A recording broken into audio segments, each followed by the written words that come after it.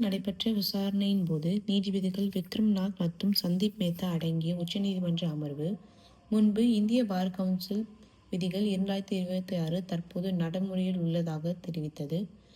இவ்விதிகளின் மூலம் இறுதி செமஸ்டர் சட்ட மாணவர்கள் இறுதித் தேர்வுகளை வெற்றிகரமாக முடிப்பதற்கு உட்பட்டு ஆல் இந்தியா பார் எக்ஸாமினேஷன் தேர்வில் பங்கேற்க நிரந்தர அனுமதி வழங்கப்பட்டுள்ளது. முன்னதாக சட்டம் பெற்ற பின்னரே ஏஐபிஇ தேர்வை எழுத முடியும் என்ற கட்டுப்பாடு இருந்தது. மேலும் மாணவர்கள் எதிர்கொண்ட கால தாமதங்களை தவிர்க்கும் வகையில் ஏஐபிஇ தேர்வு இனி ஆண்டிற்கு குறைந்தது 2 முறை நடத்தப்படும் எனவும் பிசிஐ அறிவித்தது. இம்மாற்றங்கள் ஏஐபிஇ தொடர்பான தகுதி மற்றும் தேர்வு அடிக்கடி நடத்தப்பட வேண்டும் என்ற கோரிக்கையுடன் தாக்கல் செய்யப்பட்ட மனுவின் நோக்கத்தில் பூர்த்தி செய்கின்றன என்பதை உச்சநீதிமன்றம் கவனத்தில் கொண்டு பிசிஐ அளித்த விளக்கத்தை பதிவு செய்து அந்த மனுவை முடித்து வைத்தது.